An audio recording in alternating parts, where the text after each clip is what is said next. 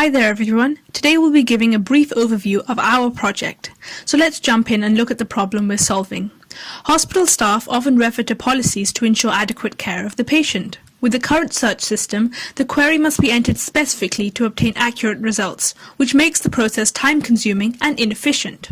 That's where our chatbot, GetMyPolicy, comes in. GetMyPolicy communicates to the staff members via speech or text input, and it extracts the necessary keywords from the user query, which is used to return the relevant documents and document snippets back to the user. After talking to our client, we gathered a list of key requirements for our project. The main purpose of our bot is to provide a search system for hospital policies. When the results are displayed, our chatbot also provides a preview of the document snippets in each returned document, which allows the user to assess which document is the most relevant. For new users, we also have user support features so that they can easily get started with the bot. We also provide the feature to view the most popular policies so that users have quick access to important information. Since the chatbot has the potential to be used by a single hospital or a chain of hospitals, we must be able to handle small-scale usage and large-scale usage. Apart from this, we have also explored the efficacy of applying deep learning to solving this problem in an experimental fork of the project. Let's now look at how a user's query is processed to return the relevant document, which is the main purpose of our chatbot. The process begins by transferring the user query to the Microsoft Bot framework.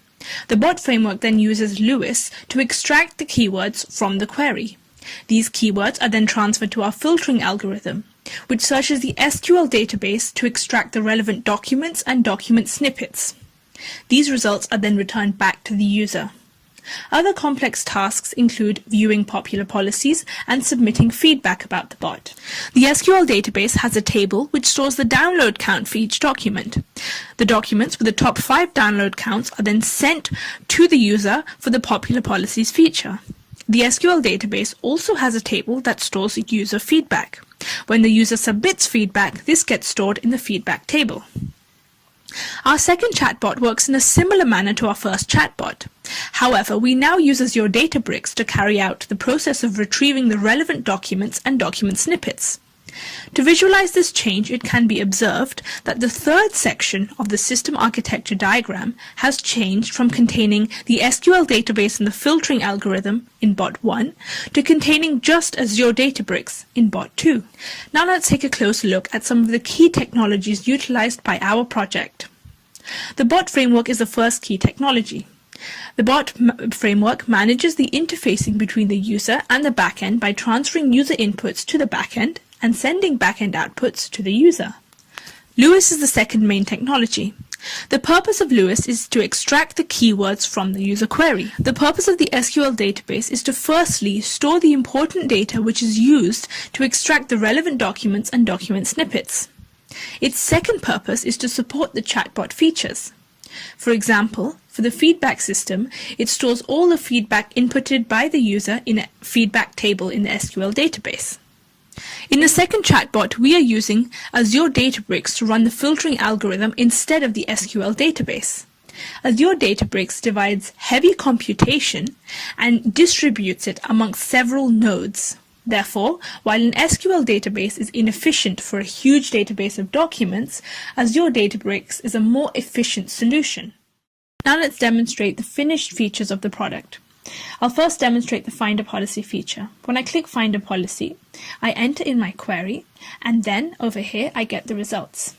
Now let's demonstrate the Give Feedback feature. When I click Give Feedback, I select a rating from 1 to 5, and then I give a reason for my rating. Now let's demonstrate the Popular Policies feature. When I click the Popular Policies button, I get the title of all the popular policies along with the description of their keywords. Now let's demonstrate the Explore feature. The Explore feature gives a detailed description of each option available on the menu pane.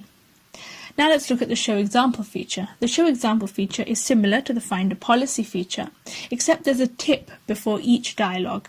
This tip is telling me to type in what are cancer targets, and the next tip tells me the purpose of the download and get preview buttons. So that's a summary of the different features available on our chatbot. We also undertook an experimental fork of the project to explore the potential of cutting-edge deep learning natural language processing technologies on the project task. I will now show a quick demo of the deep learning chatbot working. I used the terminal as the user interface, as the focus of this project fork was on the technology and not the aesthetics. I'm also showing interaction histories rather than a real-time demo because BERT takes about 50 to 100 seconds to process a question. So the first question that the bot asks is what the user question is related to. So the user input is, I want to ask about taking leave. It then presents what it finds to be the most relevant document and asks the user to confirm this. After that, then it asks for the actual question. So in this case, the question is, how long is bereavement leave? BERT starts processing and finally returns the top response over here. Below that, we have other high-scoring responses and the total time taken of 76 seconds. We have another interaction history here, which aims to show BERT's understanding of medical jargon, because the question asked is, what's the first priority for dealing with gastrointestinal bleeds? The top response is emergency upper GI endoscopy, other higher scoring responses here, and total time taken of 101 seconds. Here we have the system architecture diagram of the chatbot.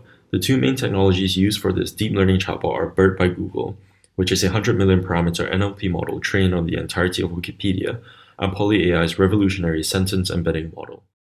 Moving on, let's take a look at what we've achieved so far. We were able to configure Lewis and set up a connection so that the filtering algorithm communicated with the SQL database to extract relevant documents and document snippets. In preparation for this, we also pre-processed the documents and set up the SQL database. When the results are displayed, we ensure the top 5 most relevant documents are shown, and the user can click the Load More button to see more documents. For each document, the top 5 document snippets can be previewed by the user as well, and once a document is chosen, it can be downloaded. For a larger database of documents, we have also created a second chatbot with the Azure Databricks backend. To support users, we made an Explore option to describe the purpose of the different buttons available on the menu pane, and a Show Example button to provide a demo of how to ask a query. We also have a popular policies and a feedback system. Additionally, we made significant progress with the experimental part of the project.